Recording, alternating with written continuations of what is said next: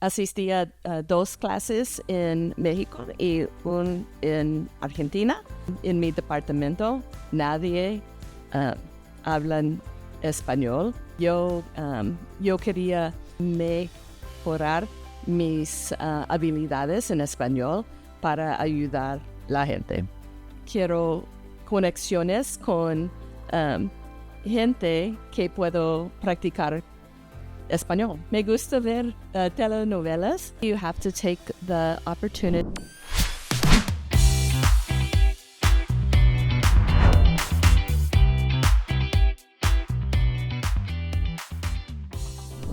Hola a todos, welcome to another episode of Conquering Spanish. I'm your host, Tania Roman, Student Success Manager at Spanish 55. Today, I had such an insightful conversation with Angie Armijo, a student of ours who works at the police department in Arizona. We talked about how language is such an important feature in helping somebody feel like they belong somewhere. And she talked to us about how she's building a bridge between two different cultures. She also mentioned how her lessons with Coach Atenea have helped her gain confidence and how she's actually speaking Spanish at work and on her travels and in different moments of her life and within her community. So stick around and I'm sure you're going to find this very insightful. Hola Angie, hi Angie, ¿cómo estás? Muy bien, ¿y tú? Estoy muy bien, hoy es un día muy bonito aquí en la Ciudad de México. ¿Y tú dónde estás? Yo estoy en Arizona, en una ciudad afuera de Phoenix. Muy bien, ¿y qué tal el clima el día de hoy? Muy calor. Sí, me imagino. Muy bien, Angie, pues bienvenida a Conquering Spanish. ¿Te puedes presentar para que nuestros escuchas te conozcan un poco, por favor? Me llamo Angie. Nací en California, pero crecí en Arizona y vivo ahora en Arizona.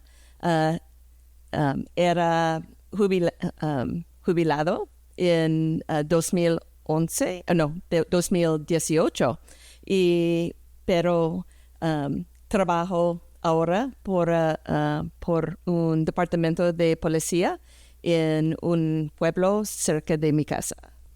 Ok, muy bien. ¿Y qué te gusta de ser policía? Mi trabajo tiene muchas responsabilidades, entonces un día no es como un otro día. Claro, todos los días haces algo diferente. Sí. Ok, muy bien. Oye, Angie, ¿y por qué empezaste a estudiar español? Platícanos. Yo soy un no sabo kid, típica. Mi abuela no enseña español a mi padre, entonces no crecía con la idioma en mi casa y toda mi vida tenía un interés en la idioma y yo quería y quiero conexión con más cercana con mi cultura. Okay, Angie. So you mentioned being a no sabo kid. Maybe some of our listeners might know what it is. Maybe some others won't. Is there? Do you think you could explain what it is? Sure. It's a term that's become really popular. No sabo obviously is not correct Spanish, but so it kind of refers to that where there's a large group of us who are of Hispanic heritage, but we weren't raised with the language for various reasons. In my case, my grandmother's also really fair like I am. And so and it was a time of segregation and very extreme racism in the country. And so my grandmother decided she was going to make her children pass as white or pass as American. And so she didn't raise her children with the language because she wanted them to be American, in quotes. And it became the language that your mom and her sisters talked in Spanish when they didn't want you to know what was going on. And so in turn, and mind you, there was not a way that my father was ever going to pass as white. He was always, people were going to recognize that he was Hispanic. He is dark skin, dark hair, dark eyes. And, but he then lacked that ability. So then in turn, it came to me where I wasn't raised with the language in my house either. However, it's kind of funny. My grandmother has passed at this point, but as I studied Spanish, she was proud of me. Oh, really? So her attitude changed over time too. Okay. So you were able to reconnect even your grandma with the language. Correct. Well, and it was so funny because, again, she wanted to be American. And again, she was born in 1920. So we're in this weird phase where she was born as Arizona was only becoming a state in the United States. The part of Mexico my family from is now Arizona. And so so I think that more than just the language is part of it, but the no sabo kids, feel a lot of times like they're not American enough and they're not Mexican enough. Right. There's, and so conquering the language is a way to take some of that separation away. Okay, I get it. All right. Thank you so much for explaining this to us, Angie. I think it's really, really valuable and really insightful to not only understand the term, but, what it entails in terms of feeling within or out of a culture. So thank you so much. Cuéntame, ¿cómo empezaste a estudiar español? Empecé durante mi escuela en junior high y preparatoria y también en la universidad. Pero es muy fácil to hide en las clases y no participar. Y entonces, después, I did clases en México y en Argentina. ¿Nos puedes platicar sobre estos viajes a México y Argentina, por favor? Asistí a 2 clases en México y un en Argentina. Y en México vivía en Cuernavaca y Guadalajara y con familias.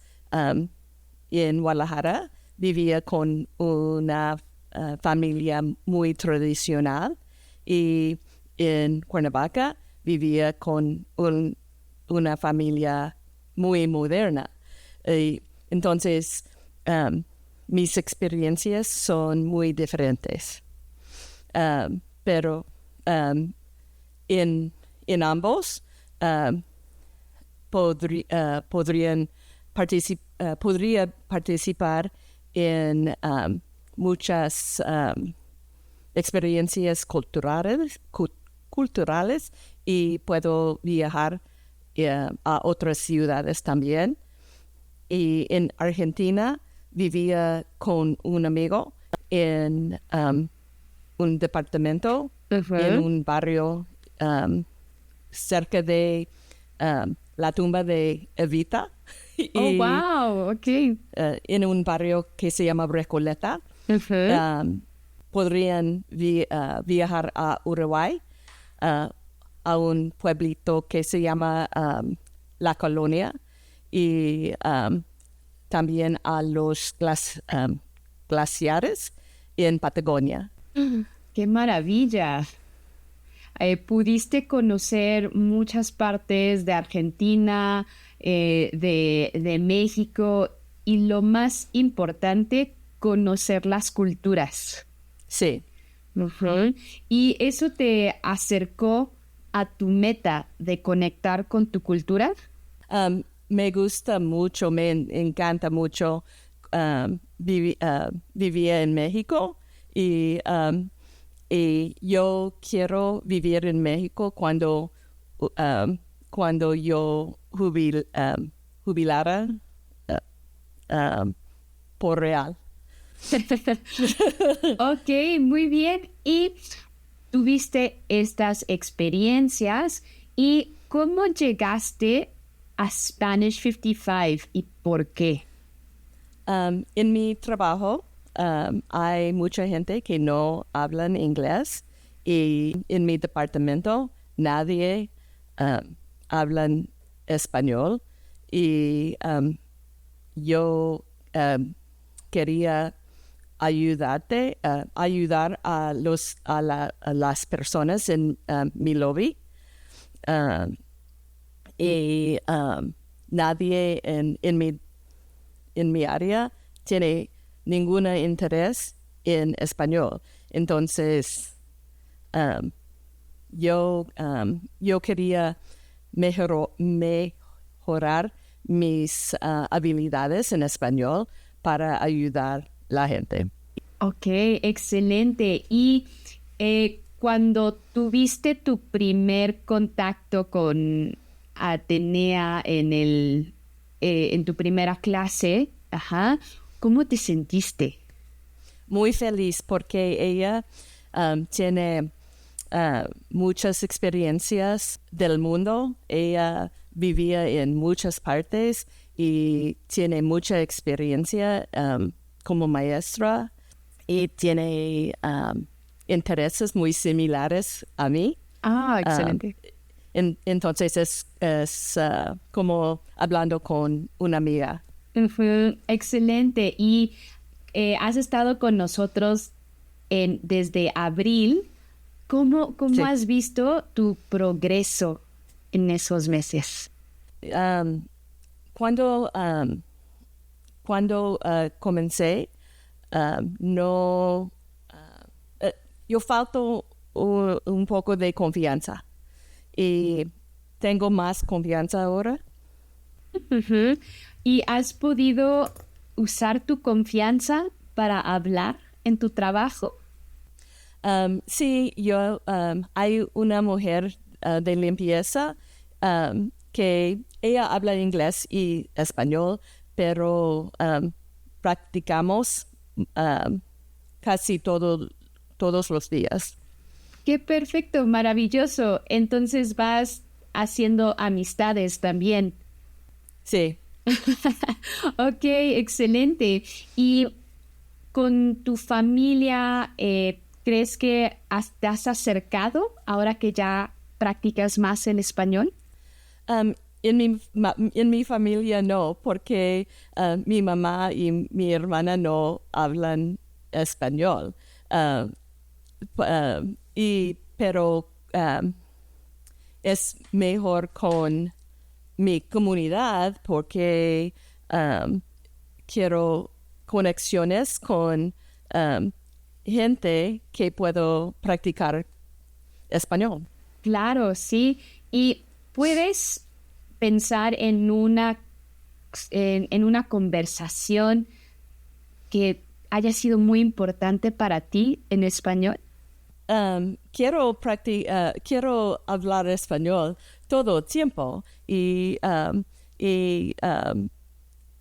quiero conversaciones sobre um, temas más profundos. Y ahora es difícil, pero es más fácil que antes. Ujú. Um, y um, yo tengo progreso ¿Progreso? en, um, en conversaciones con gente en mi trabajo, pero la conversación es muy técnica sobre fianzas y el tribunal y cosas así.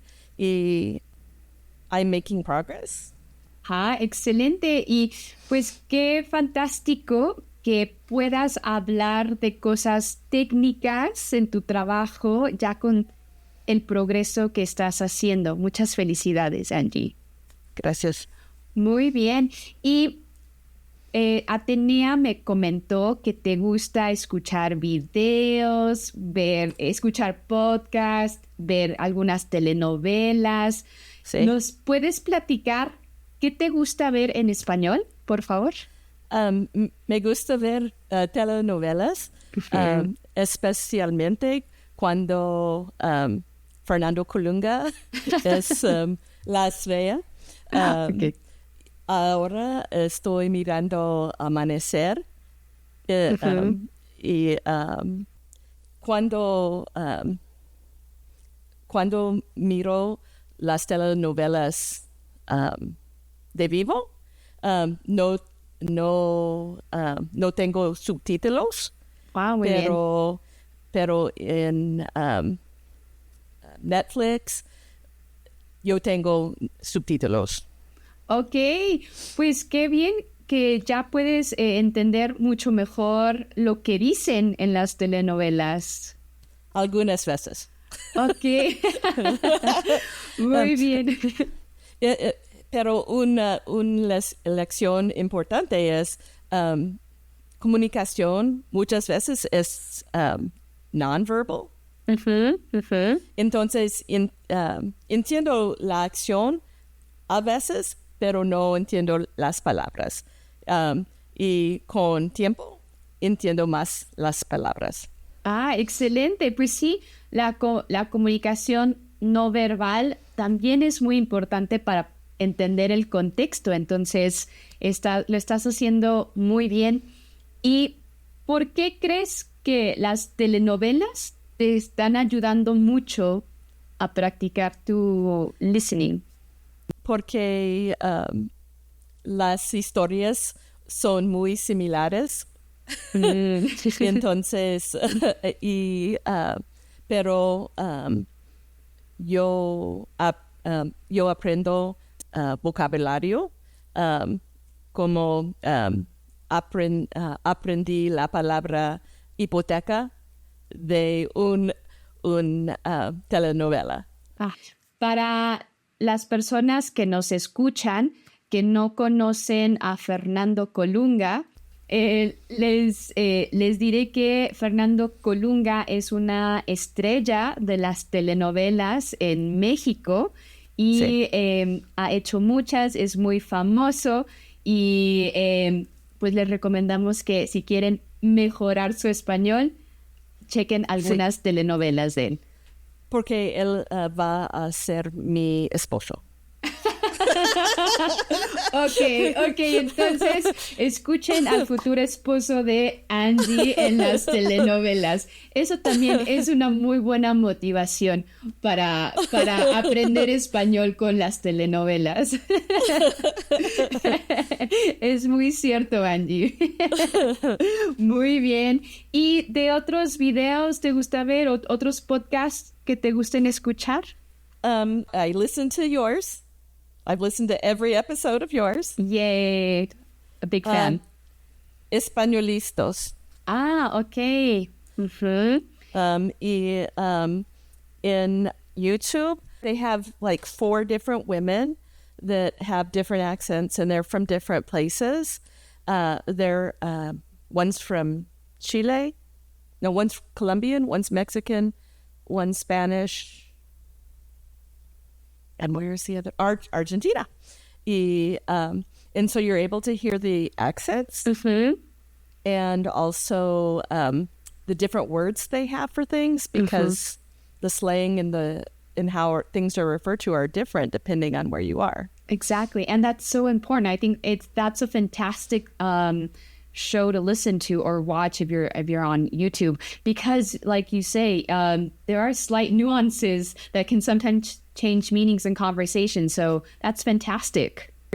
It makes me laugh because some of the stuff, like in Mexico, maybe you would use the word, but in Argentina, it might be a dirty word. Right. So it makes me laugh. Yeah, it's like how are the words so different, right? And it's a good thing that you're learning it now. Right. Wonderful. So I want to ask you, you've had this progress with Atenea and with all the listening that you do. How did you overcome like maybe the initial nerves of just getting out there and speaking to others? Well, I think part of it is when I retire, I do want to live in Mexico, and so I'm going to have to do it, right? So, not like I feel like I have a lot of vocabulary inside of me, and so why not do it? And it's a safe space with Atenea, and it's a safe space with my cleaning lady, that she's very patient also. So initially you're afraid you're going to sound like a child, but people are very welcoming. Yeah, sometimes we have this idea in our heads that they're going to judge us, right? But I think Correct. it's just we all started someplace. Mm-hmm. And so what have some of the challenges been on this journey? My own brain. That, you do have, so in my job, I work nights. And so I am always tired. And so maybe your brain isn't firing on all cylinders on a day, but you have an appointment scheduled, so you need to do your appointment. And it's like working out in a lot of ways. So I have this in my calendar, I have to do this, and I'm going to make progress. Or you have a bad class where you're like, I know this, but then the next class is like, oh, I'm killing this. So it just sort of depends on the day. Mm-hmm. But just like working out, if you do it consistently, you build the muscle. So if you continue to practice, it just gets better. Mm-hmm. So what do you tell yourself on those days when, the lesson didn't go like you wanted it to because you were tired or just like the words weren't flowing?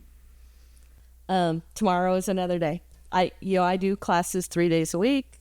I'll try to maybe that sometimes there's downtime at work where I can play on Duolingo or something like that. And so you'll just practice a little more and try to prepare for the next class. Mm-hmm. So you're aware that this is, these ups and downs are just part of the journey. Correct. Right? Good. So it's pretty much just like anything in life. You'll have good days, you'll have bad days, but I think you need to just focus on the goal, the love that you have for it. Mm-hmm. Right. All right. Very good. So if you had to give somebody a tip about progressing in this journey, what would you tell them? I would say you have to take the opportunities that you have to speak Spanish and get over your own fear of doing it. Mm-hmm. I would also say, I think that maybe in the very, very beginning, flashcards are helpful. Write down the little vocabulary that you learn in whatever class, Mm-hmm. and start testing yourself and trying to build that from words into sentences, and then just kind of get out of your own head and try it, because the more important thing is that you're communicating, not that you're using the right tense. That's something so important. Mm-hmm. Getting out of your own head and just taking a stab at it. Right. Okay, excellent. And what does conquering Spanish mean to you, Angie? It means being able to have more complete conversations, maybe. And at some point I would like to, I haven't yet, but I'd like to conquer the humor part of it. When I was in Argentina, we actually, my friend and I, we went to a play, and he was a native Spanish speaker, I might add, but he and I were at this play, and it was so fast moving, and it was a comedy. We didn't know what we were going to, but when we got there, we realized it was a comedy, and it was very fast language back and forth. And I was laughing hysterically. And he said, "What are they saying?" And he was a native Spanish speaker. And I said, "I don't know, but it's funny because I don't understand a word of this." And so, and it was actually funny because in our apartment, we had been watching Dancing with the Stars, the Argentina version. Okay. And one of the stars in the play turned out to be one of the people that were on the Dancing with the Stars thing that we were watching. So that was kind of funny too for us. But at some point, I would like to get the joke. It was funny because I didn't understand the joke. But at some point, I'd like to get the joke. And humor's hard. Yeah, it's hard because it's not only about listening and understanding the vocabulary. It's like a mix of understanding the culture as well. Correct. And I think that's what's so important about having probably somebody like a native speaker, giving you the insights, because Coach Atenea has lived in many different countries, everywhere. Right? So she can definitely help you understand maybe culture in Spain, in Spanish, in other countries. So I think you're definitely on that right path for the jokes and humor. And I think you maybe correct me if I'm wrong, but telenovelas sometimes have slight tones of humor. Yeah, it depends on which one you're watching. And like I said, right now, because I just started Amanecer, I'm actually behind in that telenovela. So I'm like on episode 8. So initially when I start listening, like right now, I'm probably understanding 40% of what they're saying. But, again, as I listen every night, trying to get caught up, watching maybe 2 episodes a night, then, okay, I'm hearing their voices, and I'm getting the timing of their conversation, that I start to understand more. And yeah, occasionally there's some humor. Yeah, like you said, it depends on the telenovela. But yeah, it's amazing how our brain, just starts adapting the more exposed we are to the language. Right. All right, Angie. So we've pretty much reached the end of our conversation. Is there anything that we haven't covered that you would like to tell anybody on this journey? I would just say, if you have the interest, you got to keep going, and you got to keep trying. And eventually it gets easier. Very, very wise words. And I just want to tell you that it's admirable, Angie. You work late nights. It's a demanding job, but you're still there every appointment. So congratulations for that. Thank you. Would you like to give Coach Atenea a shout out? Oh, definitely. I feel really lucky that she was who was assigned to me, because we talk about just the craziest stuff. She'll ask what you did on your weekend, and we'll go off on a tangent about, I went to roller derby. And so we talked a while about roller derby, or we'll talk about, whatever the lesson is. And sometimes just doing the lessons leads to other conversation. So she's been very helpful for me to just spend an hour conversing, which is exactly what I needed. And I do appreciate all the experience she brings to the table. Like you said, she's lived in Portugal, she's lived in Spain, she's lived in Mexico. When we talked about rollerblading, she was saying something about having been in Sweden. And of course, now she's living in Hungary. And so we're able to talk about those differences in culture that, they're not Spanish related, but we can have the conversation in Spanish about what she's now experiencing in Hungary that's different from her life in Mexico. And so she's awesome. That's wonderful. And, the more we experience different cultures, the more enriching our lives become. And I'm sure that you are, also giving a lot of you to Coach Atenea. So, well, thank you. Yeah, so it's wonderful. And I'm really glad that you had this conversation with us, Angie. I was very excited when Coach Atenea mentioned that you wanted to be on it. Being a fan of the show, if I may call you that, now you're here. And I hope and I hope you come back for another episode and we can, just keep on talking about your progress. We can see what other telenovelas you can recommend to our listeners, and congratulate you on your Spanish. You did really, really well. Oh, thank you. All right. And maybe we'll tell a joke next time. Yes, that will be our goal for next episode. Okay. Okay. All right. So thank you so much for being on here, Angie. We'll see you back soon. Okay. Thank you. Angie's journey shows us that learning Spanish is more than grammar. It's about reconnecting with who you are. From growing up a no sabo kid to speaking with confidence today, she reminds us that every step counts, even the messy ones. Her story proves that progress comes from persistence, encouragement, and cultural connection. Whether it's traveling abroad, practicing with a coach, or watching a telenovela, Spanish becomes a part of life when you keep showing up. If you're ready to start your own Spanish learning journey, make sure to visit Spanish55.com to book your free consultation. And if this episode inspired you, please rate, review, and share it with a friend who dreams of speaking Spanish. I'll see you next time as we continue conquering Spanish together.